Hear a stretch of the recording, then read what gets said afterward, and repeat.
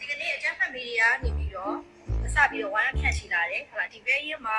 ကျောင်းသားကျောင်းသူတွေစတင်နေတာကိုတက်မတော်ကနေပြီးတော့ပုံကျရှင်းလင်းနေဆိုပြီးတော့မဟုတ်မှန်ဝါရဖြန့်ချီလာတယ်အဲ့ဒီသတင်းနဲ့ပတ်သက်ပြီးတော့ကျွန်တော်တို့ဒီမောင်နှမ3ယောက်ကနေပြီးတော့ပြန်ပြီးတော့ပြောချင်တာဒီချိန်မှာ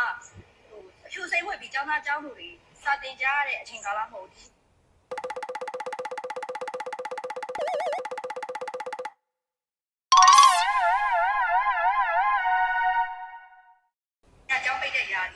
ပြီးတော့ဒီဘဲရင်မှာပညာသင်ကြားနေရပြောရအောင်လေဒီဘဲရင်ကဆောင်းဝတ်ပြန်ချီရတဲ့ grade ကျောင်းမှုကျောင်းသားတွေရှိတဲ့နေရာမျိုးလည်းမဟုတ်ဘူး။ဒါကြောင့်မို့ဒီပြည်နေရတော့တမင်တက်လောက်ချက်ပေးထားတဲ့အကြောင်းကိုကျွန်မအနေနဲ့ကျွန်တော်ပြောချင်ပါတယ်။ဟုတ်တယ်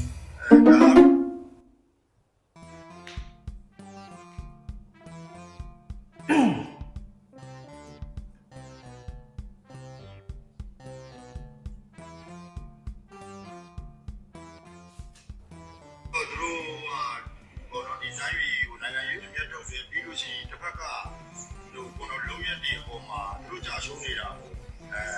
တစ်ဖက်ကလူကြီးပေါ့နော်ကြရှုံးမှုတွေအောင်တစ်ဖက်ကလူတွေကဒီလူစားတဲ့တောင်းတွေပုံကျဲပါတယ်ဆိုတာဖြစ်အောင်လို့လုံကြံဖန်တီးပြီးတော့မှအောင်တန်းဆန်ဆိုတာပြောဆိုရတယ်ဒီမှာနေတာ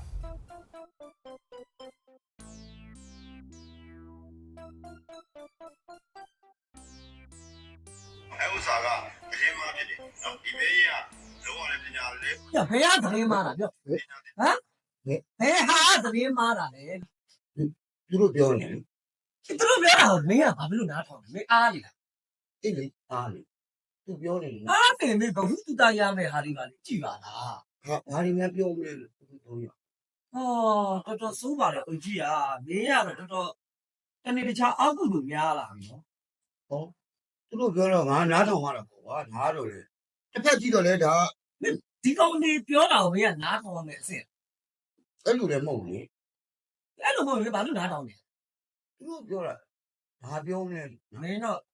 အသက်ကြီးမှထိုးခံရတော့ပဲအကြီးကတော့ ဘာပြောမလဲညာနားထောင် ဟဲ့ဘာတွေပြောနေလဲ ကြောင်းကိစ္စ ။ဟမ် ကြောင်းဟုတ် ဒီဘဲ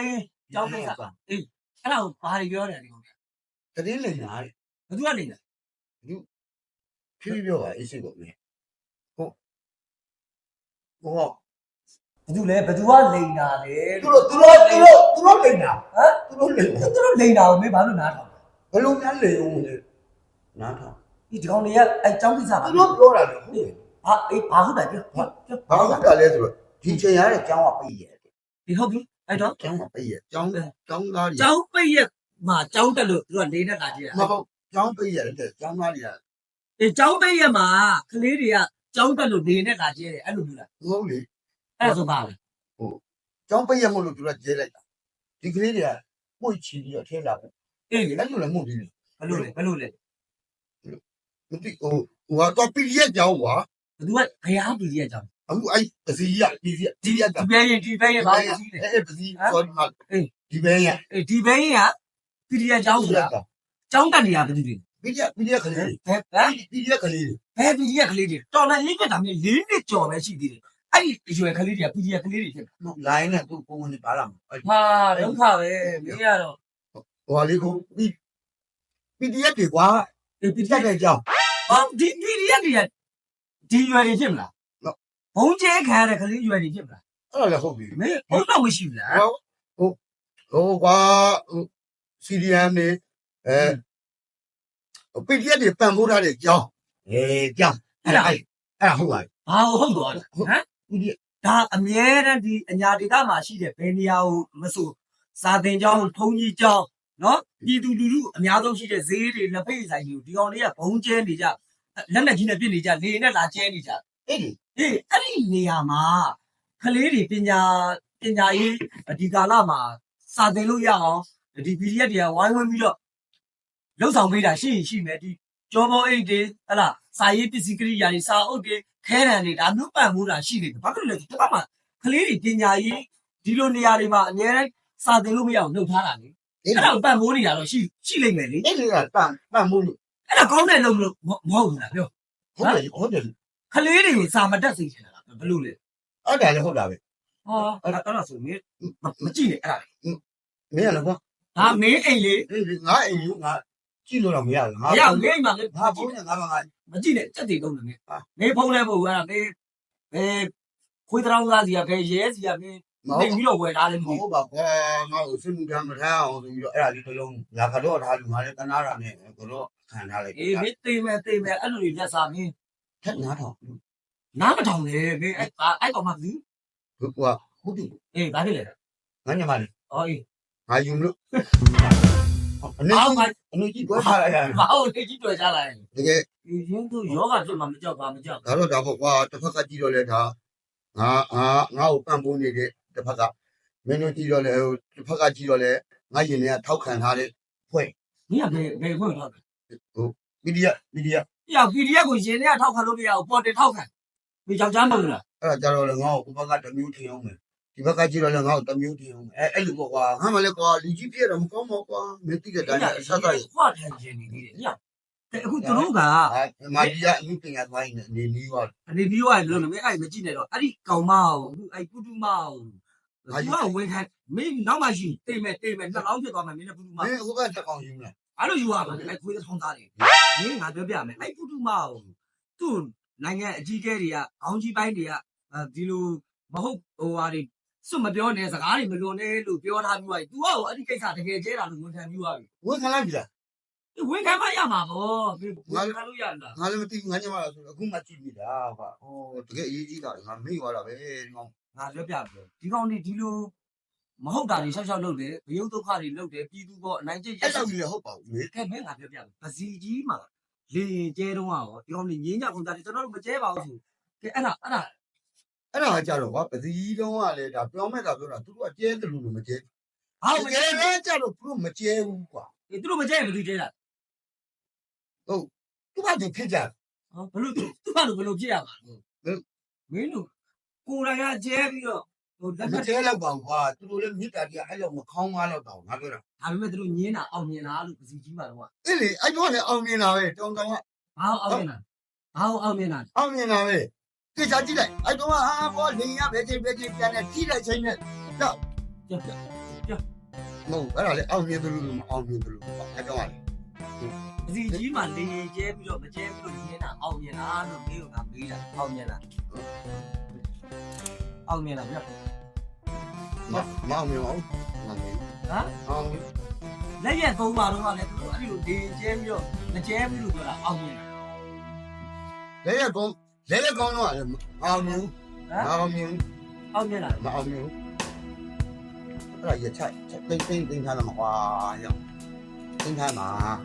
အဲ့ရ ဘကိုးကဆရာတော်ကြီးရဲ့ကောင်းကို PDF တွေဖြစ်တာပါလို့ပြောတော့အောင်မြင် အဲ့တော့လည်းတကယ်ဒီကျနေပြစ်တာမဟုတ်တာမအောင်မြင်လေမအောင်မြင် အောင်မြင်ပါပါ ငါလည်းဒီတက်ဒီရောက်မှစစ်ရန်ခံရလို့ ညီမအတိုင်းလို့မြဝတီတို့မှာ PDF တွေဖြစ်တာပါဆိုပြီးတော့လိန်တာလေးဆရာတော်ကြီးကောင်း အဲ့ဒါ သားသမားတွေပါနေလေ အေးအဲ့ဒါလည်းဟုတ်တာပဲဒီသူကတေးကြဓာတ်ပုံတွေပိုင်းနဲ့ရိုက်ကွန်းနဲ့တေးချပြတာတော့အဲ့ဒါလည်းပြောမဲ့တာတော့မဟုတ်မှန်းကြည့်တာနေတာကြီးဒီပြမှာမပြည့်တယ် မသိဖြစ်တယ် သူတို့ပြတာ သူတို့စားတယ်လို့ ဘာပါကြီး အော်အေး ဘာပါကြီးအဲ့ဒါရခဏကမကိုင်ပါနဲ့လို့ ပေါ်တာမဆွဲဘူးစက်ကြီးမတောင်းဘူးရွာတွေမီးမရှိဘူးမိမပြိုတွေကိုမတိမ်မကြည့်ဘူးလို့ခောက်ခါခါညင်းလာအောင်မြင်တယ် အဲ့ဒါလေသူတို့ကဟိုအဲ့လောက်ထိလေရုံမာတဲ့လူတွေ ဘူးကရုံမှာ ရုံမာတဲ့လူတွေဒီကောင်ကြီးရုံမာတဲ့လူတွေဆိုတော့လုတ်တင်တယ်ဒီကောင်ကြီးဟုတ်တယ်မအောင်မြင်ဘူးလေအဲ့ဒါလေအဲ့ရချတာ ဒီငါလည်းချလာတာမင်းလည်းပြည့်နေပြီးဆောင်းရလို့မမထန်ထန်ပြော အဲ့လောက်မာကျင်တယ်ကွာ ဒီမာဂျင်မာ ဟိုကချတာမင်းတို့ ပြည်သူပစ္စည်းတွေမခိုးဘူးလို့ချိန်ခါညင်းလာအောင်မြင်တယ် မအောင်မြင်လေမအောင်မြင် အဲ့ဆိုဘသူကခိုးရ ဘီဂျီယာဘီဂျီယာ ဟလာ ဘီဂျီယာ ဆောချစ်သူတို့ဟလာဟမ် ဒီအဲ့ဒါလည်းမသိတော့ဘာလို့ရှောက်နေမင်းလား ကဲဟိုရမခမကြဘူးလို့ပြောတာအောင်မြင် အဲ့ဒါလည်း အဲ့ဒါမဖြစ် မအောင်မြင်လေမအောင်မြင်လေတကယ်ပေးလိုက်ရတာလေ လာရှိုးကိုတောင်းစားလို့ပြန်တောင်းပြီးတော့ကိုယ်တိုင်ပြန်တိုက်ယူလိုက်တယ်လို့မျိုးဒီကောင်တွေအဲ့လိုပြောင်းလေးပြောင်းစားလုပ်တာအောင်မြင်အောင်မြင်လားအဲ့ဒါပဲသိတယ် မအောင်မြင်လေ အောင် ရခိုင်မှာတိုင်းမှုတွေ ဒါခွက်ကကြီးလာရှုံးလို့ထည့်လို့ရတဲ့ခွက်ကြီးရှိတယ်တော့ ရခိုင်မှာတိုင်းမှုတွေ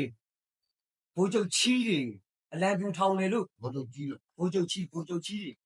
အလံပြူထောင်တော့မထောင်ဘူးလို့ညင်းတာအောင်မြင်လားအောင်မြင်လား မောင်းမြင်ပါဘူးမောင်းမြင်ပါဘူးဟိုကရမောင်းတင်နေနော် ဒီသူတွေကိုကြည်စံမပေါင်းကြည်စံမပေါင်း ဒီကမပေါ့လား မပေါင်းမပေါင်းစမ်းလို့ မဆမ်းပါဘူးလည်းကတော့ စစ်တွေပေါ်တာတွေပြည်သူတွေကိုဆွဲပြီးတော့ရှေ့ချောင်းမပို့ဘူးလို့ညင်းနေတာအောင်မြင်လား အဲ့ဒါပြည်သူစစ်တွေကိုယ်တိုင်ကသူတို့ဝင်ကြီးလို့ဆိုပြီးအတဲကအုပ်ကြီးတွေအိမ်မှာလာပြောလို့သူတို့အတင်းထည့်လိုက်ထည့်လိုက်ရတာမဟုတ်ပေမဲ့တချို့ကျတော့အတင်းဆွဲဆက်ပြီးထည့်ရတာတော့ရှိတာပေါ့ကွာအဲ့ဒါလည်းမအောင်မြင်ပါဘူး တိတ်ပါအဲ့တော့ဒီလိုအုပ်ကြီးမင်းအဲ့လေရင်ကိစ္စကိုထားလိုက်တော့အဲ့ကောင်မတွေရတော့ပြန်ပြီးတော့ဝေခံနေပြီခုလည်းအစစ်စစ်သူတို့တကယ်ကျဲခဲ့တာပါဆိုတာဝေခံနေမင်းကဘာကိုပြောင်းရင်းနေတာလဲ မဟုတ်လေငါပြောသူပြောတာ နောက်ထပ်လေရင်ပြဿနာထပ်တက်နေမင်းသိ နောက်ရင်သူကျဲသူ လေကျဲတာမဟုတ်ဘူးလူလူကောင်းဆောင်ပြည်သူမိခင်အမေတော်အောင်ဆန်းစုကြည်ရဲ့သဘာဝဘေးအန္တရာယ်ဖြစ်လို့ရှိပြည်သူတွေကိုကယ်ဖို့အတွက်လေရင်ဝယ်တယ်လေ ဟာစကီ အေးအဲ့တော့ ရဟန်း အာဂတိလိုက်စားတယ်ဆိုပြီးတော့အမေစုကိုထောင်ချနော် အဲ့ဒါတော့ကွာဒါတော့ပြည်ဟုတ်တာပေါ့ဒါတော့ အေးအခု ဘာကြောက်တယ်နော် အခုဘယ်သူ့ထောင်ချတယ်လဲ ဟုတ်ဟုတ်လေမစားတင်ဘူးလေဒါတို့ကျတော့ပြည်သူကိုကူညီဖို့ဒီရဟန်းရင်ဝယ်တယ်ဟိုမကြီးတက်ထားတယ်မှာရဟန်းရင်ဝယ်တာဒါအေးပေါ့ပြည်သူကိုကူညီဖို့ဝယ်တဲ့ဟာ အေးအခုအဲ့ဒီလေရင်ကိုဒီခွေးတောင်စားမင်းအောင်နဲ့စောက်ဘူးကသိမ့်လိုက်တယ် သူလည်းကူညီရင်လို့ ဘယ်သူ မဟုတ်ဘူးလေဟို ဟမ်ကူညီချင်လို့ရှိရင်ငလင်တော့ကူညီလာရေဘေးတော့မကူညီလာ အဲ့လိုနောက်ကျနေမှာဆိုလို့ तू ကနောက်ကျနေမှာဆိုလို့ तू ကလည်းသိန်းတာမဟုတ်ပါဘူးထိန်းရတာဖြစ်မှာ ခုလက်တီထိန်းတာတော့ဟုတ်လား ထိန်းလိုက် မင်းတို့လူကောင်းတွေရှိတော့အဲ့တော့မင်းကဟိုမြမတန်တို့မြဝတီတို့သတင်းတွေကြည့်ပြီးတော့မင်းကဒီကာလမှာအုပ်ကြီးဖြစ်လာတဲ့ကောင်ဆိုတော့မင်းတို့တခြားသတင်းတွေပြောပြဟုတ်လားဒီမှာတေချာမှတ်တာ အဲ့ဒီဟက်စကီးရပါလိမ့်လို့ဟက်စကီးရပါ သိမ့်လိုက်ပြီလေမင်းအောင်လိုက် ဘာလို့မစီးတော့ အေးဟောမစီးဆိုတော့နာရေးချလို့ရှိရင်အဲ့ဒီအစပီးတွေနဲ့ချမှာဟောနော် စီးရတယ် ဟမ် မဟုတ်လို့မတိုင်းနေဒါလို့က အခုမင်းဟိုသတင်းပြောပြ KIU နဲ့ဒီမှာပူပေါင်းတက်ဖွဲ့တွေကဒီလ9ရက်နေ့ကတခေါ်ဘီခွီစခန်းကိုသိမ့်လိုက် ညောင်းကြီးနဲ့မြန်မာတော့မှာ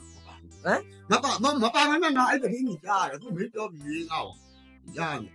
အဲ့ဒါကြောင့်လား KIU နဲ့သိမ့်လိုက် ရောင်းတော့ရောင်းတော့အရင်တော့မပါဘူးဒါပေမဲ့ရုံးနေကိုယ်ကိုယ်တိုင်ပြောပြနေငါရုံးနေ 9ရက်နေ့ကသိမ့်လိုက်တာလေ ဟုတ်လား အေး73ရက်နေ့က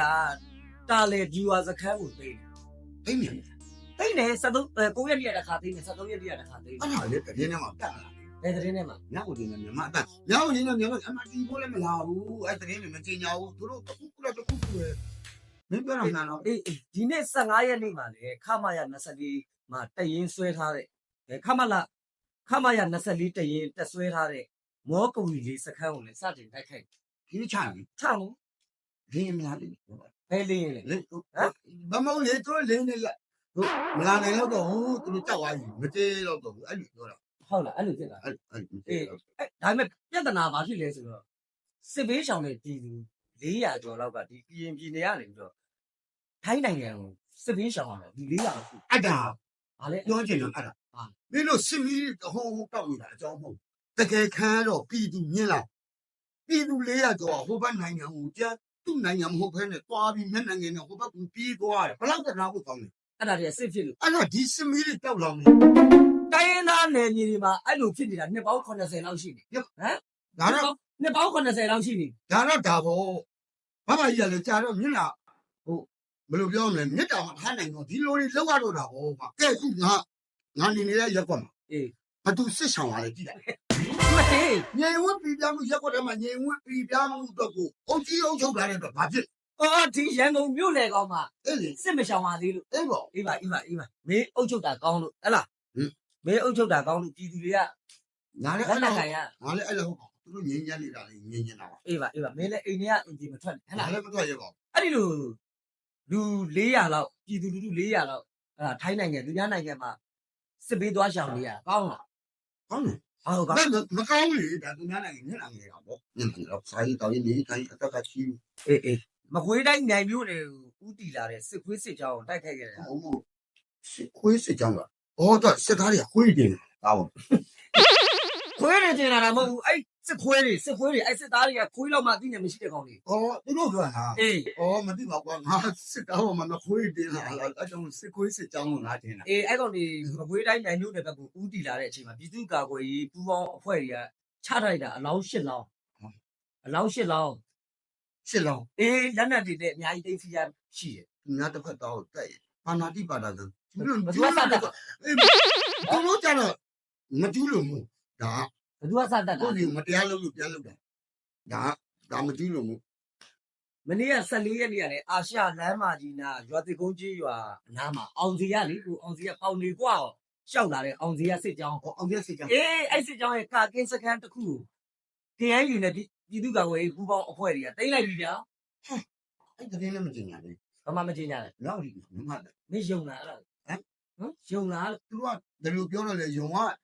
တာပဲလေတောင်းကတော့သူတို့အပေါ်နေပြောမဟုတ်လေယုံလဲဆိုရင်ကို့မှာအသိဉာဏ်ရှိတယ်စဉ်းစားမယ်ငါလူကြီးပြောက်နေတယ်ဒါသူတို့ပြောတာမဖြစ်နိုင်ဘူးဘယ်ဟာဖြစ်နိုင်လဲငါစဉ်းစားမယ်လေဒါတော့ဟုတ်လားတောင်းကတော့ခဏခဏကြိုင်တယ်အဲ့ဒါသိတာ ဘကိုးတိုင်းကျိုးပင်ကောင်းမြို့နယ်မှာပြည်သူ2ဦးဆိုင်ကယ်နဲ့သွားတဲ့အချိန်မှာတားတယ်ဟောတားလို့လည်းမရအောင်အဲ့ဒီပြည်သူ2ဦးလုံးပြစ်တက်လိုက်တယ်နယ်ရင်းရဲမှန်ဟင်းဆိုတဲ့ကောင် အေးအဲ့ပြည်သူကြီးကရက်ပေးလိုက်ပါလားငါပြောတာဟုတ်တယ်သူကသူစစ်ခံလိုက်လေ ကျွန်တော်စက်ကြီးတောင်းပြီးပေါ်တာဆွဲနေတာဘယ်သူကအဲ့လူကောင်တွေယူနီဖောင်းနဲ့တားလို့ရှိရင်ရက်ပေးရဲမှာ အော်အဲ့လိုသူတို့တက်တည်နေလို့ အေးတက်တိနေလို့ပြစ်လိုက်ဟလား အဲ့ပြစ်လိုက် အဲ့ကောင်ကနေရင်းကရဲမှန်ဟင်းက အဲ့ဒီကောင်အရက်ဝတ်နဲ့သွားတဲ့ချိန်မှာပြည်သူ့ကာကွယ်ရေးအဖွဲ့တွေကခေါင်းတက်လှမ်းပစ်လိုက်အဲ့တော့40ရာအိမ်ထဲကိုဝင်ပြေးပြီမြအဲ့ကောင်ပွဲချင်းပြီးတည်သွားတယ်အဲ့ဒါကြတော့ပြည်သူ့ကာကွယ်ရေးအဖွဲ့တွေကဒီကောင်တားတာဘာလို့မချက် အဲ့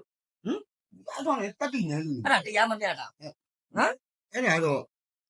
ဟိုမြတ်တာပေါ့မြတ်တာမြတ်တာပေါ့မြတ်တာတယ်ဟုတ် ကြုံလာလဲ ယုံရတယ်ကွာယုံ တရားမျှတာမှုရှိလားဟမ်ရှိလား ရှိတယ်လို့မို့အဲ့ဒါကြီးတော့မစမ်းတော့မှနဲ့ကွာ မင်းတို့ပြည်သူတွေကိုအဲ့ဒီလိုနောက်လျှောက်ဒုက္ခပေးနေတာတရားမျှတာ ဘယ်မြတ်တာ ဟမ် ဘယ်မြတ်တာ မမျှတာရင်ဘာလုပ် ဘာလို့ မပြော ဘာလို့